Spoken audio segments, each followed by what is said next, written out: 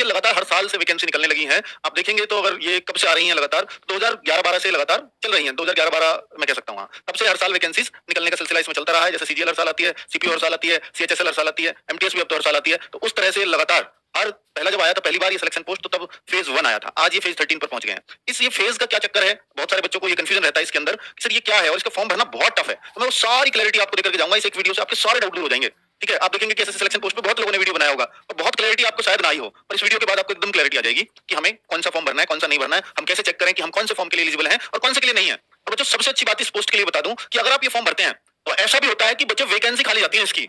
क्यों? क्यों बच्चों को इसके बारे में पता ही नहीं है। सोचो 365 तरह की पोस्ट आई है और एक बच्चा चाहे तो इसमें 365 फॉर्म भर सकता है। 365 तरह की पोस्ट है, अलग अलग अलग। वैकेंसी 2423 है लेकिन पोस्ट 365 तरह की है। तो इसका मतलब एवरेज तो हर किसी में 8-8 वैकेंसी पड़ी, 365 और 2400 और 308 2400, तो 8-8 वैकेंसी 7-7 वैकेंसी ही आ रही हैं। बिल्कुल ऐसा ही है। तो आप जितने तरह की पोस्ट है तो कहीं आप देखोगे 7 वैकेंसी है, कहीं आप देखोगे 70 वैकेंसी है, तो कहीं 2 वैकेंसी है। तो इस तरह से आप अब आप चाहो तो सर हम कौन सी के लिए अप्लाई करें? भाई जिसके लिए आप एलिजिबल हो, जो आप जिसमें स्पेशल क्वालिफिकेशन मांग रहा है और आपके पास वो स्पेशल क्वालिफिकेशन है, वो पोस्ट तो जरूर डालो। आपका सीजीएल में नहीं होगा, आपका सीएचएसएल में नहीं होगा, मान लो एमटीएस में भी नहीं होता या कहीं और भी नहीं हो रहा, पर इसमें सिलेक्शन ले सकते हो आप।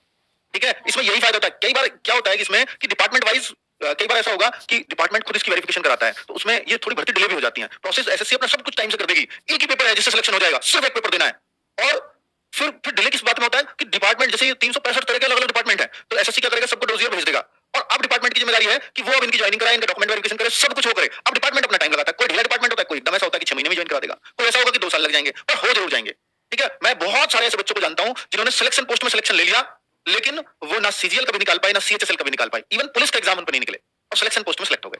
आप कहते हो सर ड्राइवर की जहां भी अलग स्किल की जरूरत है। देखिए बच्चे ये क्या होता है कि एसएससी ने ये पोस्ट क्यों चलाई? पहले क्या होता था कि सीजीएल कंबाइंड ग्रेजुएट लेवल, एक सी एजुकेशन, एक सी क्वालिफिकेशन सीजीएल के थ्रू दे दिया, लेकिन कुछ डिपार्टमेंट ने कहा कि हम सीजीएल के बराबर इतनी वैकेंसी दे सकते, तो हमें और अपने लिए हमें स्पेशली क्वालिफिकेशन चाहिए, वो टेस्ट हम करा देंगे लेकिन एग्जाम आप करा दो। एसएससी ने कहा कि ऐसे बहुत सारे डिपार्टमेंट थे जहां 2-2 वैकेंसी थी, तो वो अपनी 2 वैकेंसी के लिए भर्ती कैसे करे, पूरी भर्ती प्रक्रिया को उनके पास की नहीं है। हमें 5 वैकेंसी चाहिए हमारे डिपार्टमेंट में, उसको कैसे भरे? तो ये भी तो सरकार के लिए चैलेंज है, वो भी तो सेंट्रल गवर्नमेंट की मिनिस्ट्री डिपार्टमेंट है, तो उनके लिए एक बनाया कि सिलेक्शन पोस्ट अलग से एसएससी ने, कि कहीं 2 हो, कहीं 4 हो, कहीं एक ही एग्जाम से हम सब कुछ सिलेक्शन कर देंगे। अब इसमें कहीं 10th की क्वालिफिकेशन, कहीं 12th की, कहीं ग्रेजुएशन की, कहीं 10th के साथ ये चाहिए, कहीं 12th के साथ ये चाहिए, कहीं ग्रेजुएशन के साथ ये और चाहिए।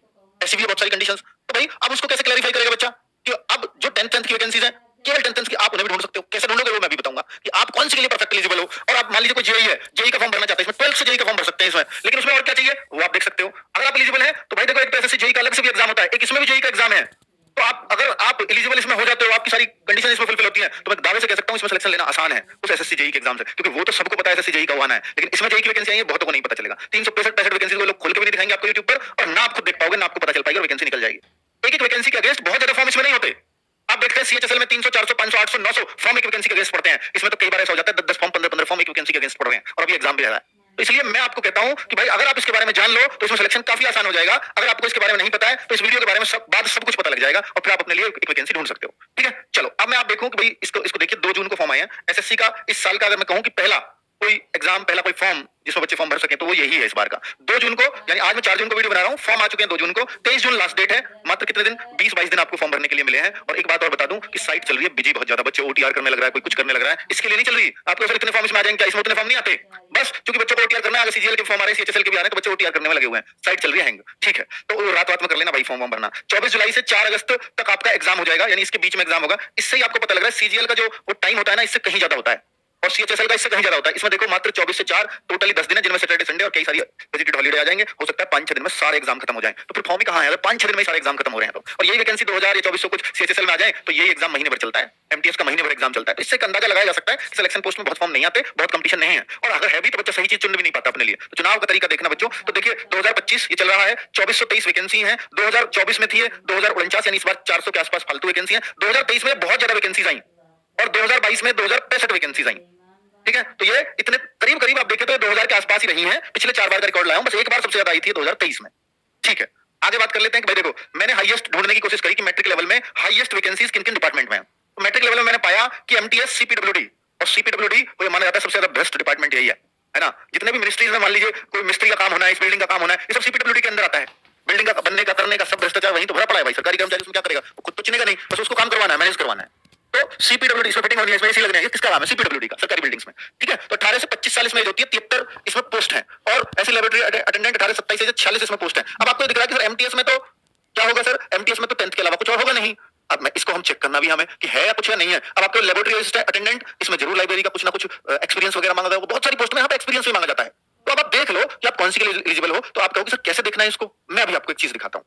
देखो ये आपका इसी नोटिफिकेशन में जब आप जाओगे सरकारी रिजल्ट से या ऑफिशियल वेबसाइट से, जहां से भी आप इसे डाउनलोड कर सको, तो उस पे जाना, इस पे क्लिक करना। ये देखो इतने तरह की पोस्ट है, इतने तरह की, ये टोटली ये नंबर आ रहा है कितने तरह की पोस्ट है। जो मैं कह रहा था ना आपसे 365 तरह की, देखो ये ऐसे ही नहीं कह रहा मैं देख के कह रहा हूँ 365 तरह की पोस्ट है। अब हर पेज पे लिंक दिया हुआ है, इस लिंक पे जैसे ही आप क्लिक करोगे, मैंने पहले खोला हुआ तो मैं आपको दिखा देता हूँ। ये मैंने खोला हुआ है, देखो कैसे आप चेक करेंगे वीडियो डिटेल्स में, मैं एक बार दिखा देता हूँ। इसको मैं क्लोज करके आपके सामने ही लाता हूँ, CPWD। हाँ ये देखो हमने देखा था कि भाई एक तो इसमें इस पोस्ट में देख लो कि आपको जो आपकी पोस्ट थी वो थी CPWD MTS। तो MTS CPWD आपको यहाँ ढूंढना पड़ेगा कि वो किस रीजन में है या वो इसमें से कौन सी पोस्ट में, तो फाइंड आउट करके भी आप देख सकते हो। तो उसके लिए आपको यहाँ से ये नंबर और ये आपका रीजन है, इन दोनों को जाकर के आप जब यहाँ देखोगे इस पे क्लिक करके, तो आपका ये खुल जाएगा। और ये खुलते ही कि यहाँ पे आता है ऐसी बहुत सारी पोस्ट, तो आपको लास्ट में सिलेक्शन पोस्ट यहाँ चूज कर लेना है, ये उसी का है, ठीक है। और ये वेस्टर्न रीजन क्योंकि वो आपके हर पोस्ट के आगे लिखा हुआ है कौन से रीजन की है। कोलकाता रीजन है आपका, ईस्टर्न रीजन है, कौन से रीजन की वैकेंसी है, तो यहाँ पर वेस्टर्न रीजन सेलेक्ट कर लिया। फिर उसके बाद आप सर्च पे जाओगे, सर्च पे जाओगे तो सर्च में आपको 12225 उसका नंबर भी मिला हुआ है। ये कहां से नंबर मिला है, हर वैकेंसी का ये नंबर लिखा हुआ है,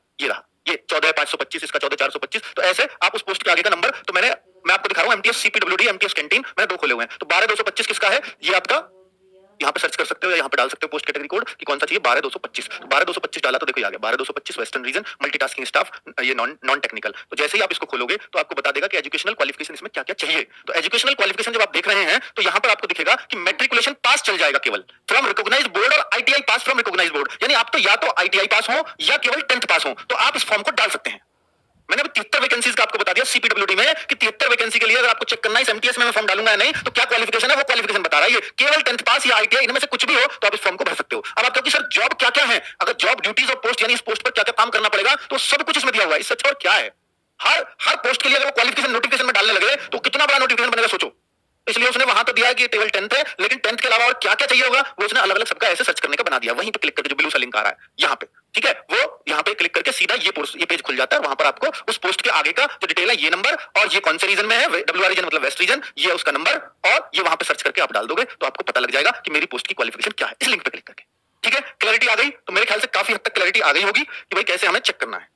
ठीक है, तो अगर MTS CPWD का दिखाया मैंने, MTS कैंटीन भी है ऐसे, तो उस कैंटीन में भी आप देखो MTS कैंटीन की भी अलग अलग वैकेंसी है। नॉन टेक एक MTS नॉन टेक दे रखा है, 33 वैकेंसी इसमें दे रखी है। तो ये सब जो MTS की है ज्यादातर कैसी पोस्ट है, सीधी 10th पास की है। तो आप चेक कर सकते हो, आप ये देख सकते हो सर, जैसे मान लो MTS सैनिटरी है, इसमें कुछ स्पेशल एजुकेशन तो नहीं मांगी, तो आप चेक कर लो। अगर स्पेशल मांगी और आप उसमें एलिजिबल हो गए, फिर तो आपके लिए सिलेक्शन बहुत आसान हो जाएगा। ठीक है, पेपर केवल 3 पेपर होने, एक 10th लेवल का, एक 12th लेवल का, एक ग्रेजुएशन लेवल का। 365 की 365 पोस्ट के लिए सिर्फ 3 पेपर होने हैं। आपके उसमें तीनों भी दे सकता हूं क्या, बिल्कुल दे सकते हो आप तीनों पेपर। आपको बहुत सारी पोस्ट के लिए अगर आपने अप्लाई किया है, कहीं तो वहां 10th लेवल वाली भी है, कहीं वहां पे कुछ पोस्ट ऐसी भी है 12th लेवल वाला एग्जाम देना है जिनके लिए, कुछ पोस्ट ऐसी के लिए अप्लाई कर दिया जिसमें ग्रेजुएशन लेवल का अप्लाई करना है। मैं आपको बोलूं 10th लेवल की, इसमें हो सकता है 100 पोस्ट हो। मैट्रिक लेवल का एग्जाम जो आपको देना, 3 तरह के एग्जाम देने, इसमें सिर्फ 3 एग्जाम है। आपको केवल एक एग्जाम दोगे, मान लीजिए, समझ पा रहे हो ना मेरी बात, कि अगर केवल मैट्रिक लेवल का एग्जाम दिया, हो सकता है आप 100 पोस्ट के लिए एलिजिबल हो जाएं, लेकिन उस 100 पोस्ट के लिए फॉर्म भी भरा हुआ होना चाहिए आपने। आप ऐसे एलिजिबल नहीं हो जाएंगे। आपने एक तरह की पोस्ट का फॉर्म भरा हुआ है तो, और आपने मैट्रिक लेवल का एग्जाम दिया, तो आप फिर उसे एक पोस्ट के लिए, एक तरह की पोस्ट के लिए एलिजिबल है, 365 तरह के लिए एलिजिबल नहीं हो जाएंगे। समझ में आई बात, ये क्लैरिटी चाहिए आपको।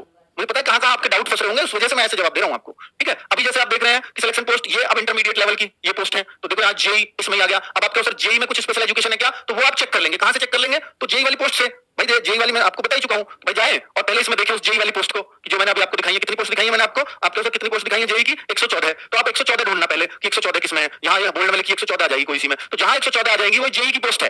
ठीक है, 114 जैसे 73 आ गई, ये हो रहा है MTS CPWD जो भी बताया था 12125 वेस्टर्न रीजन। तो ये फिर कहां सर्च करना है, इस पर जाकर के अपनी क्वालिफिकेशन चेक कर लेंगे। ऐसे ही अभी जो मैं आपको जेई की बात बता रहा हूं कि वो जो 114 पोस्ट है वो यहाँ आपको लिखा मिल जाएगा। फिर वहां पर जाकर के उसके कोड वर्ड देखो और उस पर ब्लू लिंक पे क्लिक करो, उसको क्वालिफिकेशन जानो और फॉर्म डाल दो, मुझे इस पोस्ट के लिए फॉर्म डालना है। क्लियरिटी भाई, चलो समझ में आ गई बात। अब मैं आगे और बात करता हूं, और चीजें समझते हैं। आपको सर फॉर्म भरना बहुत टफ है, मान लिया टफ है, तो भाई नौकरी मिल रही है, फॉर्म पे थोड़ी सी मेहनत कर ली जाए, थोड़ी जान लिया जाए, और फिर हमें बताओ कंपटीशन इससे बहुत कम हो रहा है, क्योंकि मेरे को दिक्कत आ रही है तो बहुतों को दिक्कत आ रही होगी, तो मैं तो जरूर भरूंगा इस फॉर्म को। फॉर्म पे एक दिन लग जाएगा, कोई बात नहीं समझने में सारी चीजों को, पूरा एक दिन बर्बाद हो जाने दो। अगर उससे मेहनत बहुत कम लग रही है, मेरी सिलेक्शन की गारंटी मिल रही है, तो मैं क्यों ना लगाऊं एक दिन। और इसलिए शायद साइड हैंग चल रही हो कि बच्चे 100 फॉर्म डाल रहे हैं, तो 10,000 रुपए तो फॉर्म डालने में चले जाएंगे, 100 रुपया का एक फॉर्म डलता है ना। तो इस तरह के इसमें फॉर्म भी डल रहे हैं, डाले जा रहे हैं। ठीक है भाई, पर आप बड़ी बड़ी वैकेंसी, ज्यादा वैकेंसी के लिए डाल दीजिए, लेकिन बेहतर होगा वो लोग जरूर डालें जिनके पास कोई डिप्लोमा है और इसमें डिप्लोमा मांगा गया है, तो फिर बहुत बेहतरीन आपका सिलेक्शन हो जाएगा। आपका सर केवल 10th पास वाला, मेरे मजे आ गए, 10th पास वाले को बहुत बच्चे ढूंढ रहे हैं, उसको तो बहुत फॉर्म उसमें भी हो सकता हो जाएंगे, लेकिन जहां 10th के साथ कुछ और मांग लिया तो बहुत बच्चे उस तक पहुंच नहीं पाएंगे, वो आपको ढूंढना है। अगर आपके पास कुछ स्पेशल एजुकेशन है तो, नहीं है तो भाई भरो फॉर्म। ठीक है, नहीं है तो भरो, और उसे तो कम कंपटीशन मिलेगा, इस बात की गारंटी है। ठीक है, जो आप ओपन कंपटीशन के लिए लड़ते हैं